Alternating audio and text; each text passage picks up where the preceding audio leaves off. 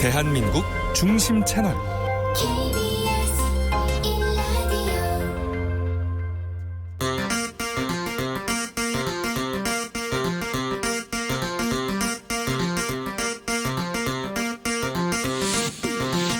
주진우 라이브.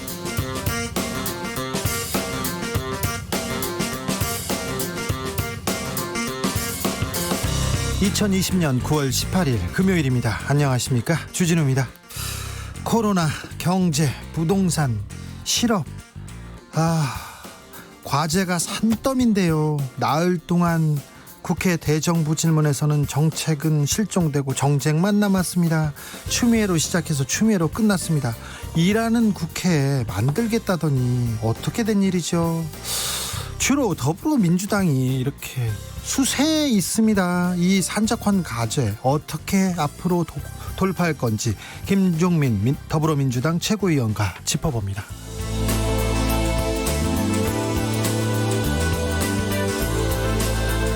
추미애 리스크가 더불어민주당 지지율에 큰 영향을 미치진 않고 있습니다. 그 이유는 무엇일까요? 국민의힘 상승세를 이어간다던데 그닥 역전에 성공하지 못했습니다. 또 그 이유는 무엇일까요? 2만원 통신비 지원이냐 독감 백신이냐 논란이 끊이지 않습니다. 여야가 어떻게 하면 절충점 찾을 수 있을지 정치연구소 영앤영에서 논해봅니다.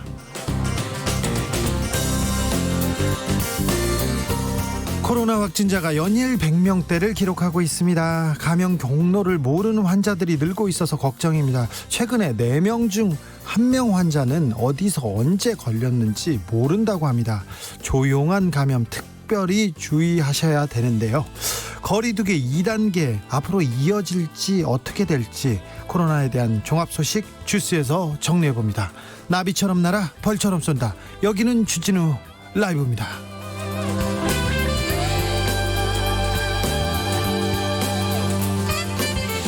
오늘도 자중자애 겸손하고 진정성 있게 여러분과 함께 하겠습니다. 금성무님이 오늘 같은 신선한 가을 공기를 명동 거리에서 마스크 없이 숨 쉴 수 없다는 현실이 안타깝네요. 이런 의견 주셨습니다. 그렇습니다. 오늘 햇볕은 쨍하고 하늘은 푸르고 바람은 불고 눈부신 가을날이었습니다. 너무 좋았어요. 너무 좋아요. 주진우 라이브가 이렇게 좋은 날 방송 100회를 맞았습니다. 5월 4일 첫 방송 했는데 20번째 주를 맞았고요. 여러분과 100번째 만남을 가졌습니다. 네, 감사하게 생각합니다. 여러분한테 좀 더 잘하고 싶은데 내일은 좀 더 나아져야겠는데 이런 생각하는데 그렇습니다. 제가 다 드리고 싶은데 드릴 게 없어가지고 작은 선물 준비했습니다. 주진우 라이브가 새겨진 수건 이렇게 신청하시는 분들한테 골고루 나눠 드릴 거니까요. 문자 보낼 때 뒤에다가 수건 내놔봐 이렇게 보내시면 이행시 보내셔도 좋고요. 그러면은 드리겠습니다. 어제 제가 방송국 오기 직전에 갑자기 1시간 전에 방송 시간 1시간 전에 재채기를 한 번 했어요. 그러자마자 콧물이 나는 거예요. 그래서 방송을 시작했는데 콧물이 너무 나와가지고 사람들이 청취자분들이 제가 우는 줄 알았다는 분들도 있었는데 이게 코로나냐고 걱정하는 분도 있는데 콧물 나였습니다. 네, 코 나왔습니다. 네, 죄송하고요. 오늘 괜찮았어요. 그 알러지였던 것 같습니다. 그 방송 끝나고 바로 괜찮았으니까 너무 걱정하지 마십시오. 여러분도 건강 챙기란 그런 신호 아닌가 이런 생각을 해보게 됐습니다. 저도 더 조심하겠습니다. 자, 아무튼 오늘 수건 드릴 테니까 문자 많이 보내주세요. 샵 9730 짧은 문자 50원 긴 문자는 100원입니다. 콩으로 보내시면 무료입니다. 그럼 주진우 라이브 시작하겠습니다.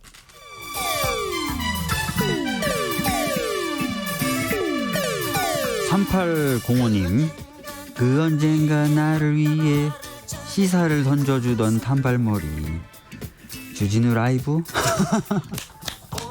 왜 이런 거 저 시키는 거. 단발머리 휘날리며 늘 진실을 쫓겠습니다. KBS 1라디오 주진우 라이브.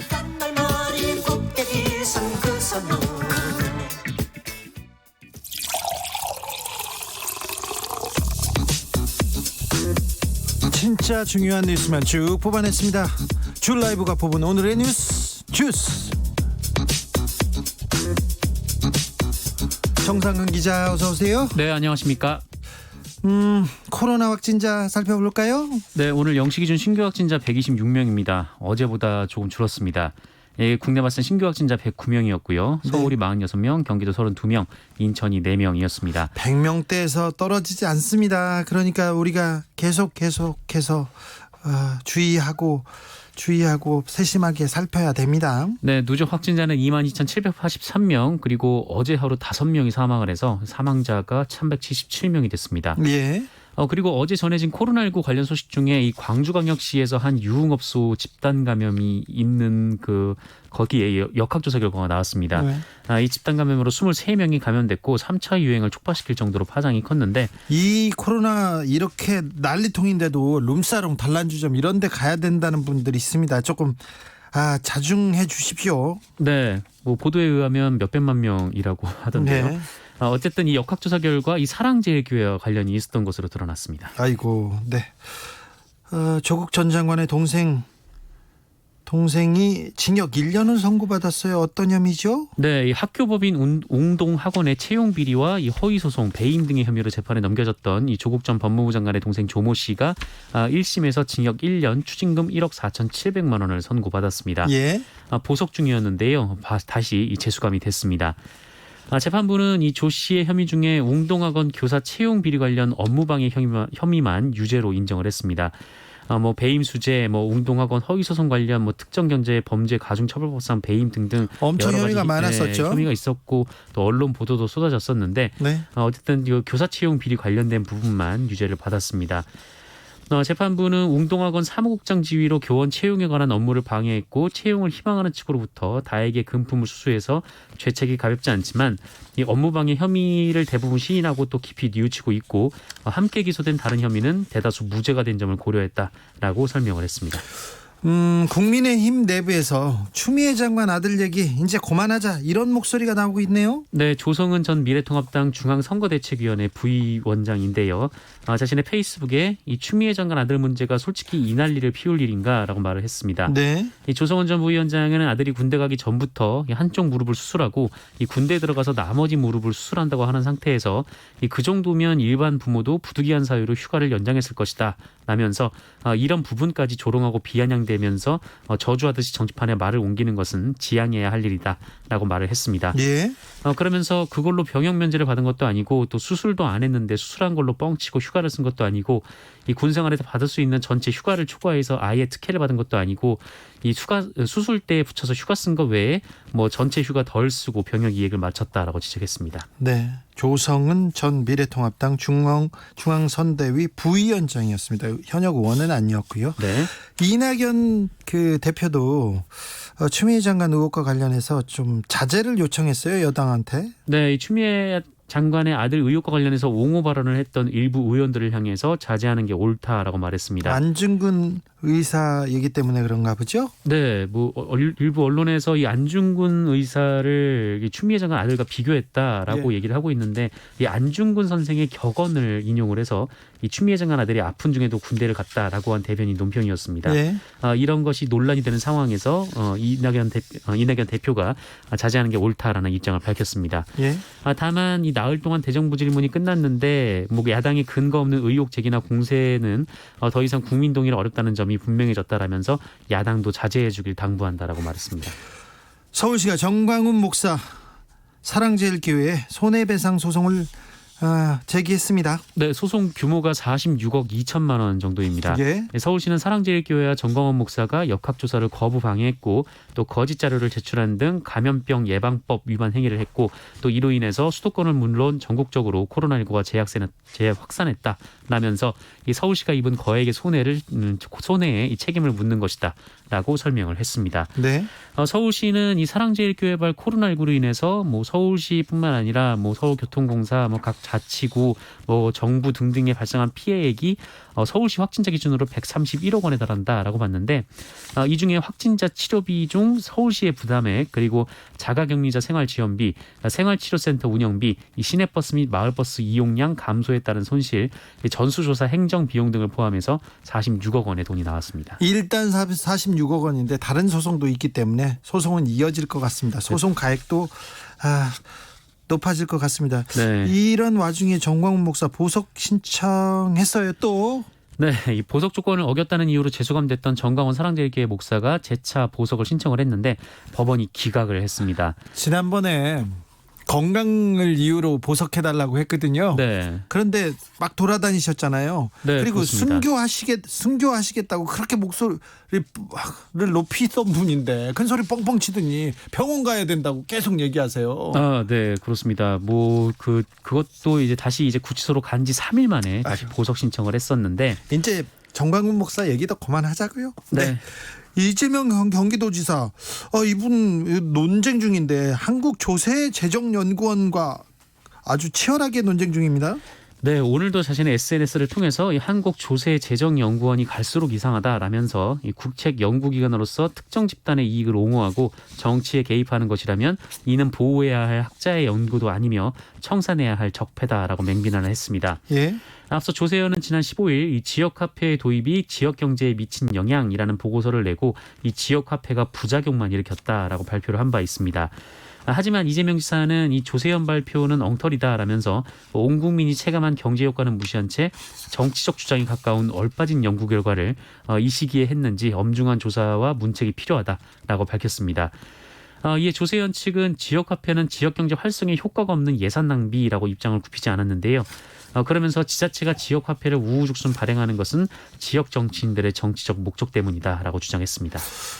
나경원 전 국민의힘 의원 자녀 특혜 의혹이 있었는데 검찰이 수사를 안 한다 이런 얘기가 계속 나왔어요. 고발인 조사만 5번째라고 하는데 또 안진걸 소장을 소환했네요. 네, 검찰이 나경원 전 국민의힘 의원의 이 자녀 입시 비리 의혹 사건과 관련해서 안진걸 민생경제연구소장을 또 소환을 했습니다. 지난해 11월, 12월 그리고 올해 2월 등등에 이어서 안진걸 소장이 5번째로 소환 조사가 됐는데 이 나경원 전 의원 사건은 지난 1년간 수사검사가 5번이 바뀌었고요. 이번엔 중앙지검 형사 7부에 또 재배당이 됐습니다. 네. 앞서 민생경제연구소 등은 지난해 9월 16일 이 나경원 전 의원을 업무방해 혐의 등으로 검찰에 처음 고발한 뒤 관련 고발을 이어갔는데 딱 1년 정도가 지난 시점에서 안진걸 소장을 비롯해서 고소인 조사만 10번, 그리고 지난 1월 이 성신여대 법무감사팀에 공문을 보낸 것 한 건 정도만 수사가 진행이 되었었습니다. 안진걸 소장은 검찰은 대대적인 수사를 통해 관련자들을 신속하게 기소해야 한다라고 얘기를 했고요. 이 고발인 조사를 10번째 하면서도 피고발인에 대해서는 수사와 소환 조사, 압수수색 등의 강제 수사가 하나도 이루어지지 않고 있다라고 지적했습니다.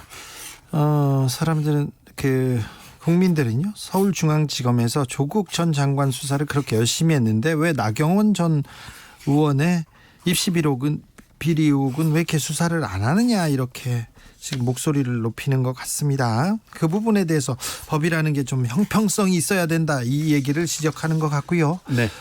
국민의힘 박덕흠 의원이 있습니다. 회사가 있어요. 일가에서 운영하는 회사. 그런데 피감기관으로부터 1천억대 공사를 수주했다고요. 네. 이게 전형적인 이해충돌이라는 그런 대목인데요. 네, 오늘 아침 한겨레 보도에 의하면 그렇습니다. 이 국민의힘 박덕흠 의원이 국회 국토교통위원으로 있었던 5년 동안 이 박덕흠 의원과 가족들이 대주주로 있는 건설사들이 이 국토교통부 그리고 이 산하기관들로부터 공사 수주 그리고 신기술 사용료 명목으로 1천여억 원을 지급받았다라고 보도했습니다. 1천억이요? 피감기관으로부터? 네. 어딘가요? 네, 국토부 그리고 피감기관 등인데 이 박덕흠 의원의 회사는 이 해영건설 파워개발, 원화종합건설 등입니다. 예. 그리고 이 중에 박덕흠 의원의 장남이나 친형이 대표로 있는 곳이 있고요. 이 박덕흠 의원도 해영건설의 지분 51% 그리고 원화종합건설의 주식 11만 8천 주를 보유하고 있어서 이해충돌 논란에 휩싸이기도 했습니다. 예. 하지만 박덕흠 의원실 관계자는 당선된 이후 가족회사 경영에 일절 관여한 바가 없기 때문에 이해충돌이라는 지적에 동의할 수 없다라면서 갖고 있던 주식도 모두 백지 신탁을 했지만 비상장 주식이라 팔리지 않은 것이다라고 밝혔습니다. 가족회사를 하고 국토교통위원회에 있고 그 산하기관의 일을 가족회사에서 했다는 거죠. 이게 이해충돌이고 국회의원의 직분을 이거 생각하면 이런 상임위원회 가면 안 되고요. 네. 이런 일이 있으면 안 되는데 여기까지 왔네요. 이 문제는 좀 검찰이 수사로 명확하게 좀 밝혀야 되는 부분인 것 같습니다. 이건 밝혀야 되는 것 같습니다. 이거는 그냥 말로 논쟁할 거리가 아닌 것 같고요. 네, 진성준 더불어민주당 의원은 공직자윤리법 그리고 부패방지법 위반 의혹이 짙다라고 말을 했습니다. 네, 지켜보죠. 택배 노동자들이 너무 과중한 업무, 택배 분류 업무가 너무 일이 많아서 이 부분에 대해서는 좀 어떻게 좀 방법을 내달라. 파업에 갈 수밖에 없다고 얘기했습니다. 그런데 정부가 나섰고요. 업계가 나서서 머리를 맞댔습니다. 그래서 해결책이 나왔네요. 네, 해결이 됐습니다. 이 택배 노동자 과로사 대책위원회가 다음 주 월요일부터 이 택배 분류를 전면 중지하겠다 이렇게 선언을 했는데 예. 정부와 업계가 대책을 내놓자 이 기존의 방침을 철회하고 정부가 발표한 대책을 수용하기로 했습니다. 정부가 대책을 내놓자 택배 노동자들이 바로 수용하고 따르겠다고요? 네, 그렇습니다. 우선 이 내용이 뭐냐면 이 성수기인 다음 달 16일까지 이 예. 주요 택배 회사 터미널 등의 분류 인력 그리고 차량 배송 지원 인력을 추가 투입하기로 했습니다. 예. 하루 평균 10,000여 명 정도가 이 추석 연휴 기간 동안 현장에 더 배치가 될 것으로 보이고요. 예. 그리고 택배 노동자의 건강 보호를 위해서 밤늦게까지 배송이 이루어지지 않도록 노력을 하고 그리고 노동자가 원할 경우 물량이나 배송 구역도 조정할 방침입니다. 네. 이에 택배 노조는 이 조업원들에게 이 다음 주인 23일부터 평소보다 2시간 늦은 9시에 출근하라라는 지침을 보냈습니다. 네. 김태환 비대위 공동대표는 정부가 인력 투입 계획을 발표한 만큼 긍정적으로 판단을 수용하겠다라면서 이 차후 현장에서 잘 이뤄지는지 확인할 것이다라고 밝혔습니다. 23일부터 평소보다 2시간 늦게 출근할 수 있다고 합니다. 택배 노동자들도 그렇고 업계도 그렇고요. 이렇게 현명하게 지혜를 낸 게 굉장히 좀 반갑네요. 네. 정부도 잘했습니다. 네. 네. 추석 앞두고 택배 대란 나는 거 아닌가 걱정하던 분들 많은데요. 현명한 판단. 이렇게 상식적으로 판단하고 협의하니까 이런 뉴스가 나오니까 반가워요. 네, 그렇죠. 매일 싸우고 보지 못했던 기사인데요. 도출하지 못하다가 잘했습니다. 네, 다행입니다. 라임 사태로 기소된 청와대 전 행정관 징역 4년 선고받았어요. 징역 4년. 네, 무려 1조 6천억 원 규모의 펀드 환매 중단 사태를 초래했던 라임 자산운용 실질적 전주로 김봉현 전 스타모빌리티 회장이 거론되는데요. 김봉현 전 회장에게 금융감독원 내부 정보를 빼주고 돈을 받은 혐의로 재판에 넘겨진 이 전 청와대 행정관이 법원에서 징역 4년을 선고받았습니다. 예, 어떤 혐의죠? 네, 일단 특정 범죄 가중처벌 등에 관한 법률 위반, 그러니까 뇌물이고요. 예. 제3자 뇌물수수 그리고 금융위원회 설치 등에 관한 법률 위반 혐의입니다. 예. 징역형과 함께 벌금 5천만 원 그리고 3,667만 원의 추징 명령이 내려졌습니다. 네. 김모 행정관은 지난해 2월부터 올해 2월까지 청와대 재직할 당시 김봉현 전 회장으로부터 3,700여만 원을 받고 이 동생을 스타모빌리티 사회이사로 올렸습니다. 그리고 동생에게 1,900만 원의 이득을 챙기게 했고요. 그리고 그 대가로 이 금감원의 라인 관련 검사 정보를 빼준 혐의가 있습니다. 예. 재판부는 판결문에서 이 피고인의 행위로 성실하게 근무하는 금감원 직원 그리고 공정 업무 처리에 대한 국민 신뢰가 훼손됐다라면서 청와대 행정관으로 파견돼 있어서 금감원으로부터 쉽게 서류를 입수했을 것으로 보이는 만큼 죄질이 매우 무겁다라고 판결을 했습니다. 청와대에서 이런 자료를 가지고 기업인한테 그것도 수사를 받는 기업인한테 빼줬으니 죄질이 매우 무겁죠. 그렇죠. 네. 그리고 하나만 더 간단하게 소식을 전하면요. 그 라면을 끓여 먹다가 화재가 난 마음을 많이 아프게 했던 그 아이들 있지 않습니까? 정신을 잃었는데. 네, 두 아이 모두 의식을 찾았습니다. 네, 다행입니다. 아유, 다행입니다. 아직 말을 하거나 이렇게 뭘 먹고 그러지는 않죠? 큰 아이는 이 화상 정도가 심해서요. 다시 병원에서 수면제를 투여해서 재우고 치료를 중환자실에서 받고 있고요. 네. 이 작은 아이는 중환자실에서 일반 병실로 옮겨서 치료 중에 있습니다. 반갑습니다. 빨리 건강을 되찾아서 좀 씩씩하게 뛰노는 모습 보고 싶습니다. 주스 정상근 기자 함께했습니다. 감사합니다. 네, 고맙습니다. 유튜브로 수건 달라고 하시는 분들 너무 많습니다. 유튜브에서 수건 주세요. 그러면 옛다 이렇게 던질 수가 없지 않습니까? 죄송한데 여기 문자나 콩으로 보내주셔야 됩니다. 샵 9730 짧은 문자 50원 듭니다. 긴 문자는 100원이라는 거 아시고요. 콩으로 마구 보내십시오. 이런 수건 드리겠습니다. 이렇게 생겼습니다. 예쁘죠? 이렇게 생겼습니다. 네, 좋습니다. 촉감도 좋고요. 3030님, 국회는 다른 거 말고 전국민 혈압약이나 무료로 처방해 주세요. 정말 요즘 혈압 오릅니다. 그러게요. 국회 열렸다 하면 일은 안 하고 싸움만 하고 있으니. 4491님, 엄마랑 형아랑 매일 들어요. 다음 주는 학교 2번 가요. 주진우 아저씨 덕분에 세상 어떻게 돌아가는지 알아요. 항상 건강하세요. 아우, 건강하십시오.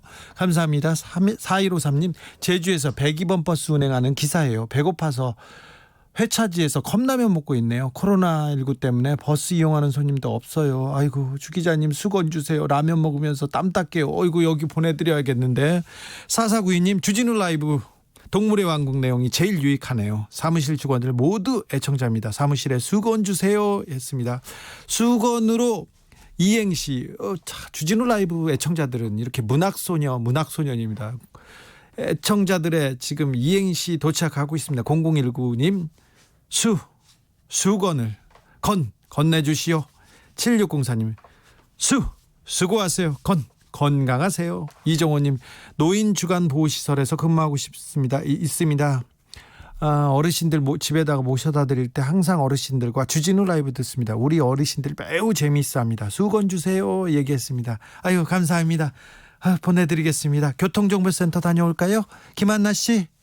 네, 지금 고속도로 정체 구간들이 길게 이어져 있고요. 사고도 적지 않아서 주의 운전하셔야겠습니다. 먼저 경부고속도로 서울 쪽으로 금호분기점 부근에서 소형 화물차 관련 추돌 사고가 발생했습니다.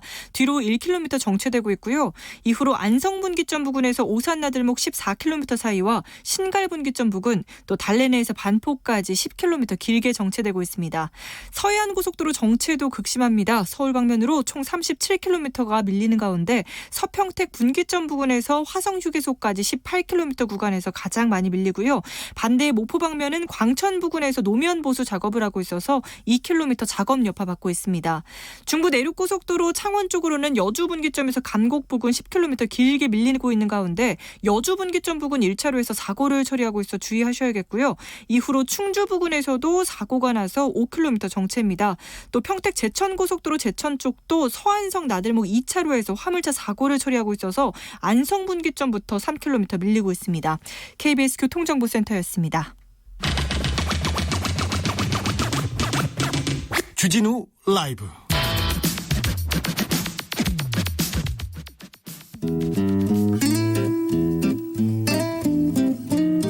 현실에 불이 꺼지고 영화의 막이 오릅니다. 영화보다 더 영화 같은 현실. 오늘의 시사는 어떤 장면일까요? 시작합니다. 라이너의 시사회.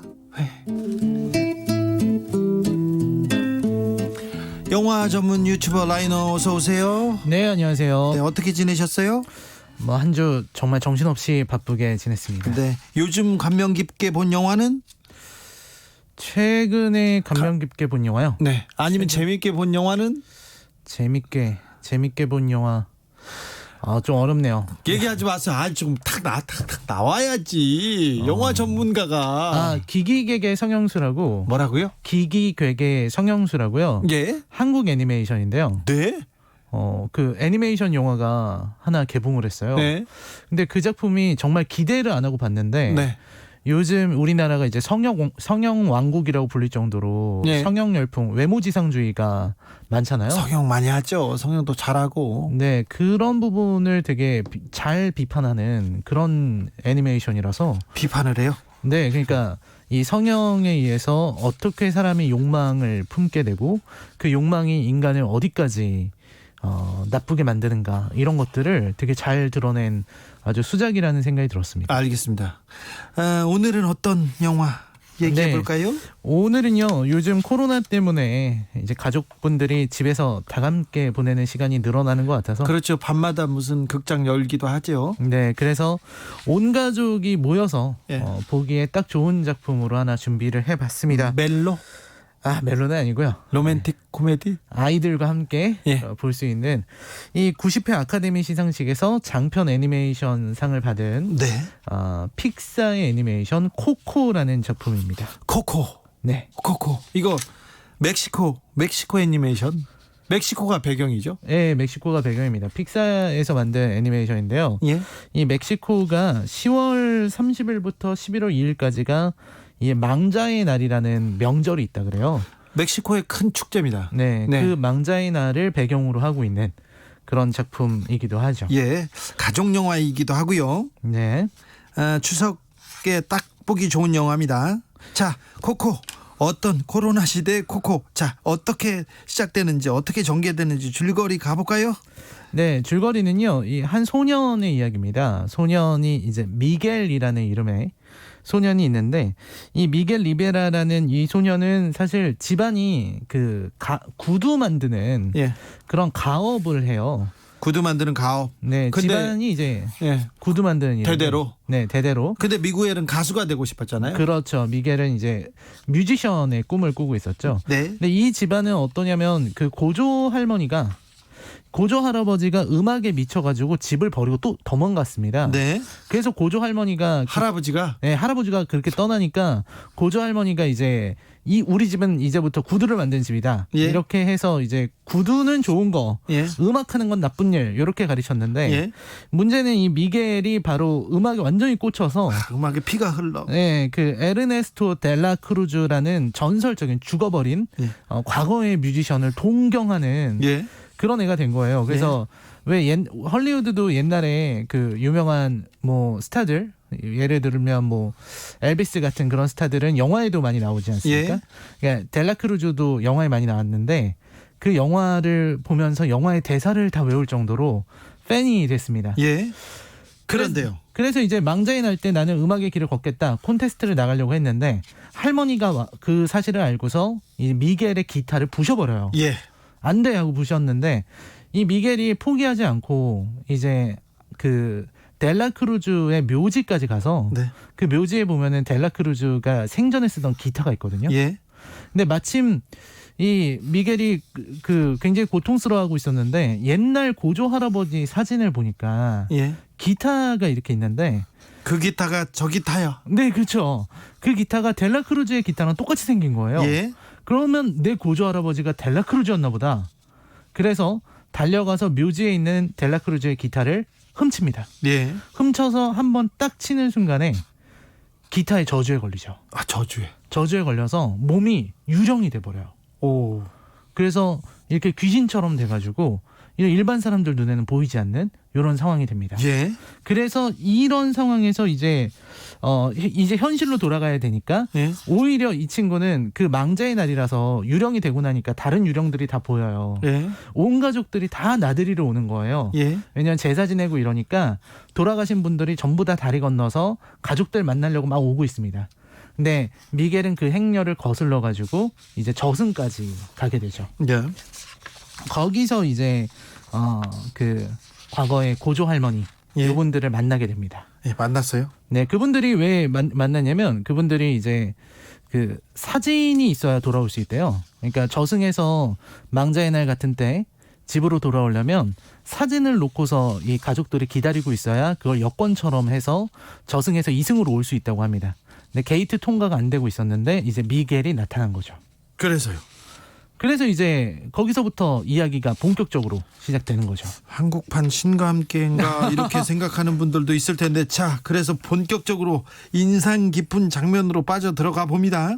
네, 인상적인 장면들은 이제 아무래도 저승의 장면들이 굉장히 이 영화를 보면은 인상적이실 것 같아요. 왜냐면 이 사실 아까 말씀하신 신과 함께는 지옥의 모습이기 때문에 굉장히 무시무시하지 않습니까? 근데 멕시코의 저승은 굉장히 아름답고 굉장히 낭만적인 그런 아카데미에서 상을 탈 정도였고, 이렇게 봐도 굉장히 꼼꼼하게 되게 아름답게 그려놨어요. 예, 너무 아름답고요. 그리고 그 보면은 이제 꽃으로 된 멕시코의 메리골드라는 국화, 그 꽃잎으로 이렇게 막 치장된 다리를 건너갑니다. 예. 이 4, 5세계에서 이렇게 다리 금전화로 된 다리 건너는 거는 서양에서도 이 다리 건넌다, 이게 그렇죠. 그거 비슷한 것 같아요. 뭐 동양이나. 스틱스 강을 건넌다 뭐 예. 이런 얘기도 있고, 우리나라도 이제 뭐 황천 간다, 뭐 요단강 건넌다 예. 이런 얘기가 있는 것처럼 다리를 건너가면은 네. 이제 죽는 거죠. 요단강. 예. 네, 저승으로 가는 그런 길입니다. 그래서 이제 사후세계 이런 게 굉장히 인상적이고요. 예. 그리고 또 이 델라크루즈를 만나요, 미겔이. 예. 실제로 자기 할아버지라고 할아버지가 맞아요? 델라크루즈 이제 그게 이 영화의 반전이죠. 예. 사실 할아버지인 줄 알고 갔었는데 델라크루즈는 진짜 할아버지가 아니었습니다. 아, 그래요? 자기 진짜 할아버지는 따로 있었어요. 예. 근데 나중에 알고 보면은 델라크루즈가 사실은 사기꾼이었다는 걸 알게 되죠. 그래요? 그러니까 델라크루즈가 만들었다고 알려져 있는 그 위대한 곡들이 사실은 미겔의 고조 할아버지가 천재적으로 만든 곡들인데 예. 이 델라크루즈가 미겔의 고조 할아버지를 독살하고 그 곡을 다 뺏은 거예요. 그래서 어떻게 했어요? 자기 이름으로 내걸어서 예. 완전 스타가 된 거죠. 된 거죠. 자, 그러면 어떻게 해요? 좀 응징하나요? 네, 응징합니다. 왜냐면 델라크루즈는 저승에서도 스타였거든요. 예.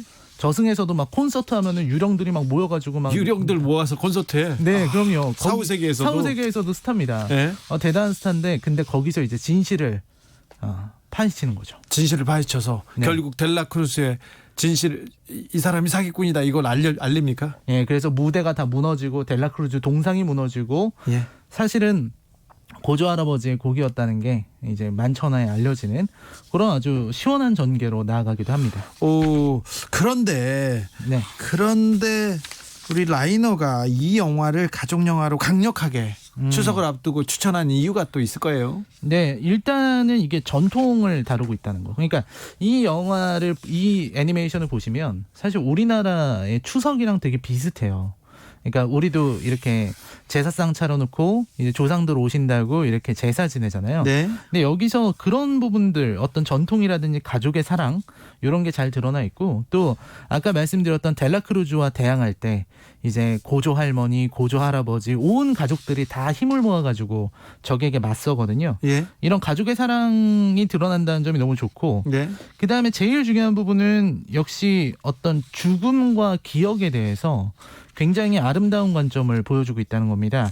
그러니까 여기에서 이 이름이 코코잖아요. 예. 애니메이션 제목이 코코인데 여기서 코코는 미겔의 증조 할머니거든요. 아, 이름이에요? 예.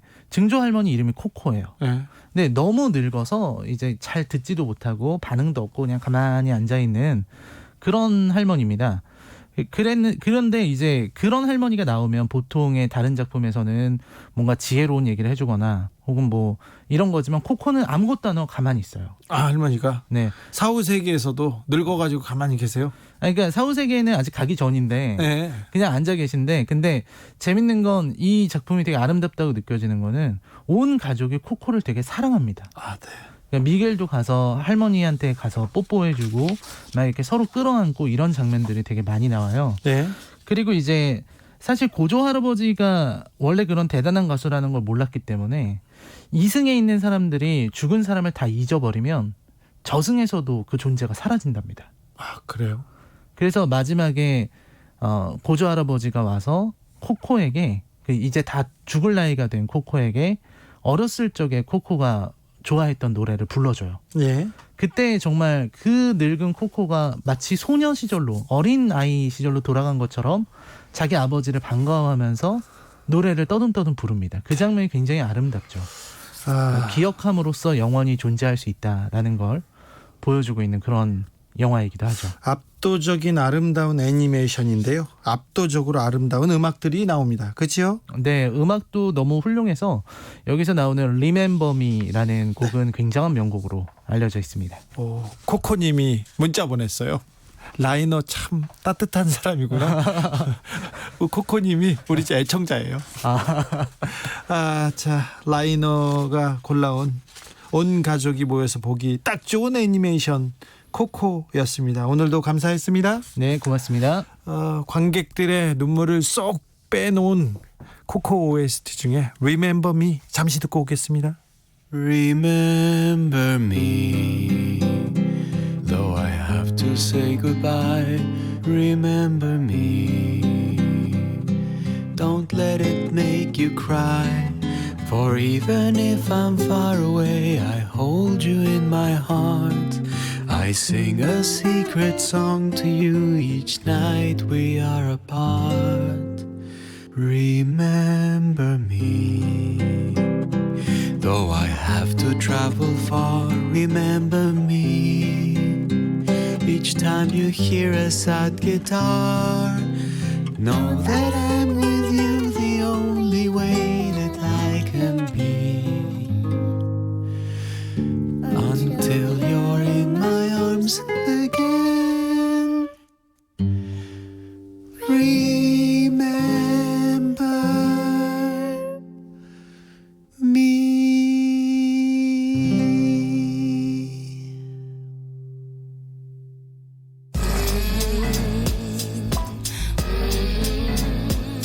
나비처럼 날아 벌처럼 쏜다. 주진우 라이브.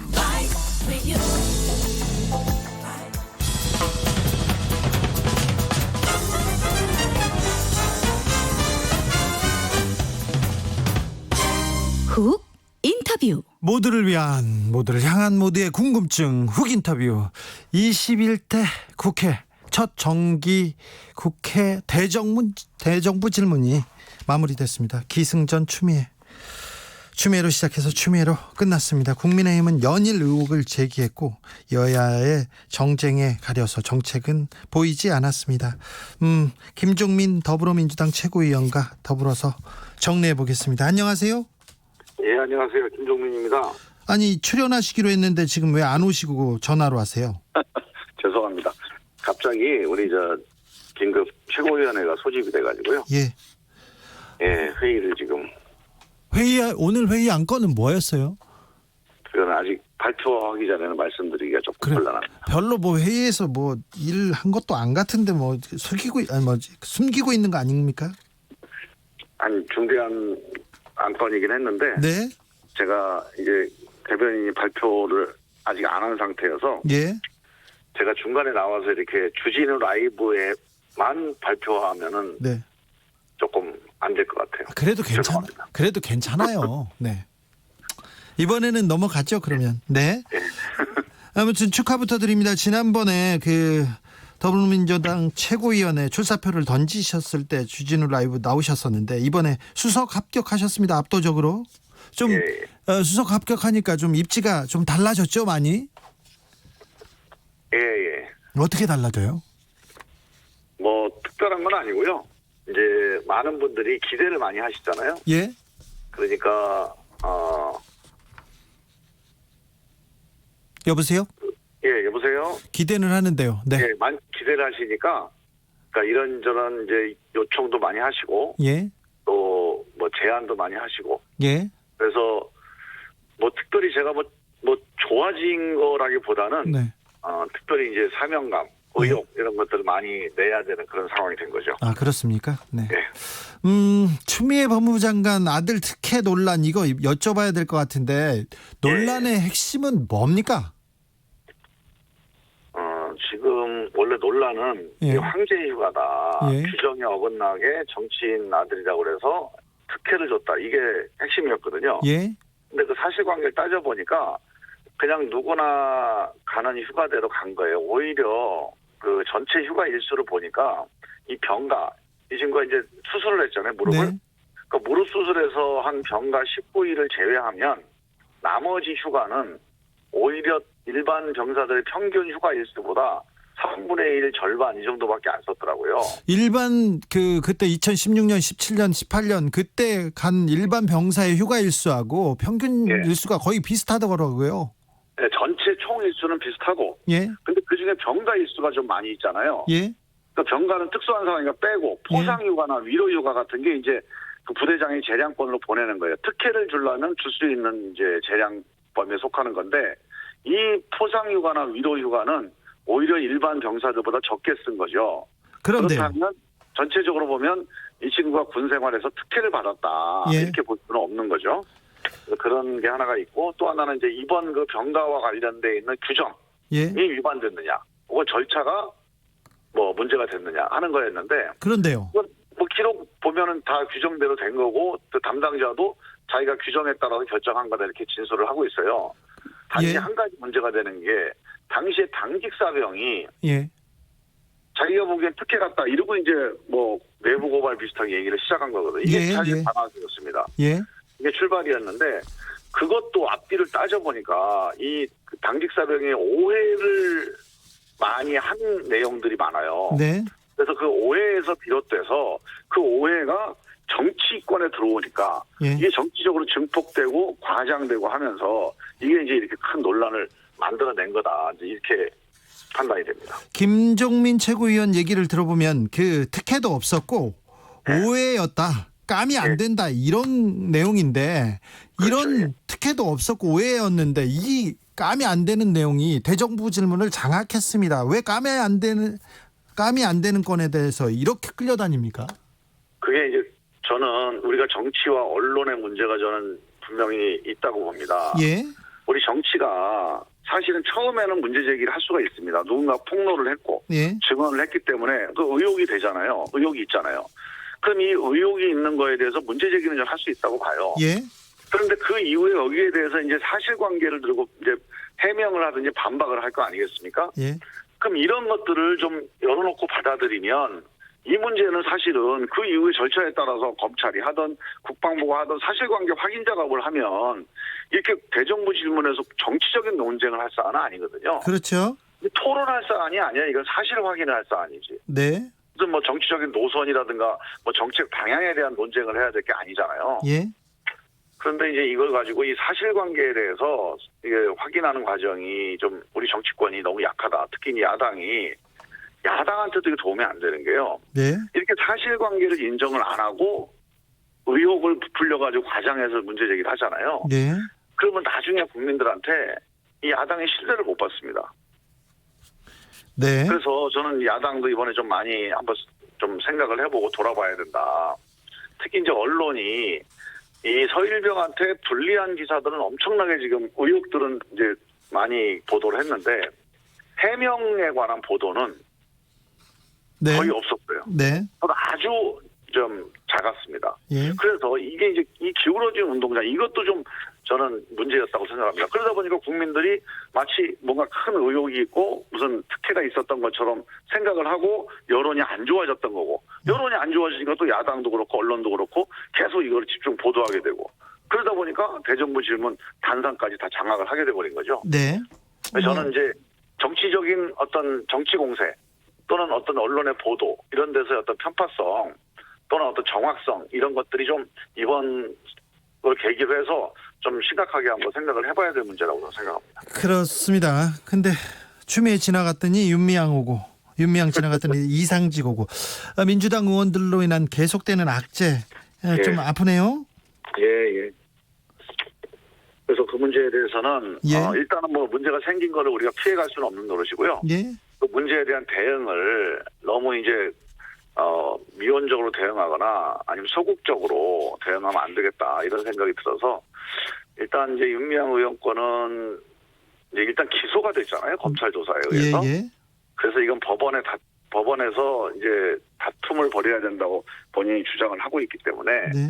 당으로서는 당원 당규상 추가 조치를 할 수 있는 조치는 사실 마땅치가 않습니다. 그래서 당원권 정지를 일단 내렸는데 일단 그 기소가 돼서 본인이 만약에 인정을 한다면 거기에 따라서 우리가 제명을 하거나 뭐 어떤 조치를 할 수가 있지만 본인이 이제 억울하다고 하면서 뭔가 이게 그 법원에서 사실관계를 다투겠다는 거예요 지금. 예. 그래서 그 문제에 대해서는 일단 당원권 정지라는 수준에서 일단 우리가 문제 제기를 해놓은 상태고요. 네. 다른 의원은 이상직, 김홍걸 의원은 출당 얘기가 나오기도 합니다. 뭐 출당이라고 하는 거는 우리 이제 당원 당규에 나오는 건 아니고 이제 제명이 되겠죠 만약에 한다면. 예. 근데 제명 이전에 이제 사실관계를 우리가 확인을 해야 돼. 이건 기소된 것도 아니고. 예. 누가 조사한 사람이 없어. 그래서 우리가 당무감찰반을 새로 구성을 했거든요 이번에. 네. 그래서 그 당무감찰반에서 지금 조사를 진행하고 있습니다. 지금 회의에서도 이 얘기 하셨어요? 조사 결과가 나오면 네. 그 조사 결과에 대해서 어떤 조치를 하는 건데 네. 하여간 이 조사 과정에 따라서 네. 늦지 않게 신속하게 대응을 해야 되겠다 이렇게 생각을 하고 있습니다. 비슷한 건이 걸려 있는 게 그 재산 신고를 제대로 하지 못한 김홍걸 의원 그리고 예.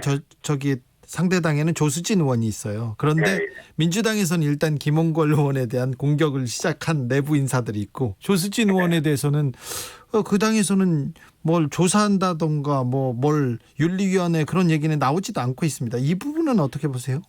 근데 지금 이제 문제가 되는 게 조수진 의원뿐만이 아니고 우리 이제 박덕흠 의원도 네. 또 이제 언론에 보도가 됐잖아요. 이 건은 정말 중요한 문제인 것 같아요. 이해관계가 충돌되는 걸 떨어서 뭐 포괄적 뇌물에 해당되는 주장까지 나오고 있는데 네.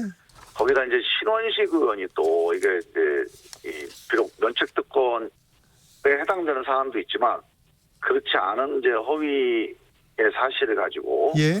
또 이제 그게 폭로가 되는 과정에 신원식 의원이 또 이제 역할을 했는데 과연 그 과정이 이제 뭐 의도가 있었느냐 하는 것도 좀 다툼의 여지가 있고 그래서 국민의당 의원들도 지금 상당히 문제가 되는 의원들이 있습니다. 예. 그래서 사실 그분들을 그대로 그냥 방치하고 가기는 쉽지가 않을 거예요 아마. 예.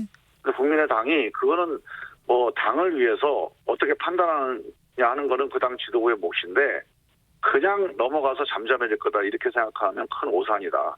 여기까지만 제가 말씀을 드립니다. 네. 추가 경정 예산 처리 시급한데요. 예. 2만 원 통신비 이거는 어떻게 합니까? 어떻게 해야 됩니까? 어떻게 결론을 내리실 거예요? 일단은 이게 이제 정부에서 당정 협의를 통해서 확정이 됐잖아요. 예. 그런데 이제 우리가 여론조사도 해보면 뭐 반대하시는 분도 있고 찬성하시는 분도 있고 그래요. 예. 그리고 이제 이 취지를 또 듣고 보면 또 찬성이 또 높아지긴 합니다. 예. 그래서 일단 국회로 넘어와 있는 거예요. 이 추경 예산이라는 게. 예. 일단 정부 안을 수정하는 그거는 의미가 없습니다. 네. 일단 정부 안은 확정이 된 거고요. 예. 정부 안은 통신비 지급하는 거를 방침으로 확정을 해서 국회에 넘겨놓은 거고 예. 이제 국회에서 논의 과정에서 어떻게 할지를 결정을 해야 됩니다. 네. 개혁 과제들도 산적해 있는데요. 무당거미님이라는 우리 청취자분께서 민주당 검찰개혁 의지가 없는 것 같아요. 이렇게 물어봅니다. 그건 아니고요. 네. 검찰개혁 의지는 분명히 있고 예. 우리 민주당이 어떻게 총선을 치렀는지 다 아시지 않습니까? 예. 그 총선을 치르는 과정에서 우리 유권자들의 가장 큰 요구 중에 하나가 네. 검찰개혁, 언론개혁, 이 권력, 뭐 국회까지 포함되지만 네. 이 권력이 좀 개혁돼야 된다. 예. 그 요구를 우리가 외면하고 이 180석을 유지할 수는 없는 거죠. 예. 외면할 수 없는 숙제고 예. 문제는 지금 이 과정에서 이제 공수처 문제는 지금 아시다시피 이 야당의 비협조를 이렇게 계속 이제 교착에 빠져 있잖아요. 예. 더 이상 우리가 이제 기다리면서 이 문제를 풀 수는 없는 단계에 왔다고 보고요. 예. 일단 뭐 법 개정을 포함해서 일단 그 공수처 출범에 필요한 직접적인 절차를 수행을 해야 될 시기가 맞다고 판단이 들고 그다음에 이제 중요한 게 검찰 개혁에서는 수사권 조정 문제거든요. 예. 근데 근본적으로는 수사 기소의 분리가 근본적인 우리 과제입니다. 예. 그래서 이번 법안에는 그 포함이 안 돼 있는데 적어도 어느 때 우리 수사 기소가 분리가 돼서 검찰은 수사하는 조직이 아니라 수사를 사법적으로 통제하고 기소를 통제해서 이 기소를 책임져서 기본권을 보호하는 조직이다. 이런 명예를 회복할 거냐. 예. 이 시점에 대한 합의가 좀 필요합니다. 네. 그렇게 된다면 많은 분들이 걱정하시는 검찰개혁의 일정 어떤 속도에 대해서 좀 괜찮을 것 같아요. 좀 대화가 될 것 같아요. 주진우 라이브 진행자인 저도 질문 하나 하겠습니다. 제 질문입니다. 권력이 검찰도 뭐 청와대도 정치도 뭐 많은 권력이 있는데 권력이 재벌이나 돈으로 넘어가 있는 것 같은데 민주당에서 재벌 개혁의 목소리 전혀 나오지 않습니다. 삼성 개혁에 대한 목소리 전혀 얘기하지 않습니다. 이 부분은 어떻게 생각하세요? 그 문제 핵심은 이제 그 공정 상법 이번에 이제 정기국회 때 올라가 있는 그 상법이라든가 공정거래법 관련된 공정 3법이 거기에 해당되는 거거든요. 예. 그래서 그 문제는 이번에 정기국회 때 여야 간에 이번에는 좀 정리하고 가자 이런 의견들이 있습니다. 지난 국회까지만 해도 재벌 개혁 얘기가 많이 나왔는데 왜 이렇게 사라졌을까요? 지금 이제 검찰 개혁이나 언론 개혁에 대한 요구가 많다 보니까 네. 그게 약간은 이제 그 논의의 그 쟁점에서 조금 밀린 것 같긴 한데요. 네. 이번에 정기국회에 입법과제로서는 상당히 중요한 입법과제로 다뤄지고 있기 때문에 예. 이게 뭐 논의에서 사라진 건 전혀 아닙니다. 네. 노무현 대통령께서 모든 권력이 지금 재계로 넘어갔다고 얘기하셨던데 그때 대변인이셨잖아요. 예. 그때도 말씀 많이 하셨는데 그죠? 그렇죠. 자, 민주당에서 중점적으로 추진할 입법 과제들. 자, 이번에는 달라진다. 이런 거 있으면 얘기해 주십시오. 지금 일단은 제일 중요한 게 그 이제 공정 3법 네. 관련해서 이제 공정한 시장을 만들어야 된다. 예. 이게 제일 중요한 거고 거기에는 이제 중소기업의 기술 탈취에 대한 방지도 포함이 됩니다. 예. 근데 사실은 이 대기업 중소기업 관계의 핵심이 중소기업이 기술 혁신을 하면 이걸 대기업이 뺏어가는 거. 네. 이 관행과 이 문화를 없애야 되거든요. 예. 그래서 이제 그런 부분들을 포함한 이 공정상법을 이번에 꼭 통과를 시키겠다는 말씀을 드리고 예. 지금 우리가 추진해왔던 검찰개혁과 언론개혁의 그 과제들 중에서 이번에 법으로 입법 기다리고 있는 네. 이런 문제들을 이번에 꼭 대응을 좀 해나가야겠다. 네. 그렇게 생각합니다.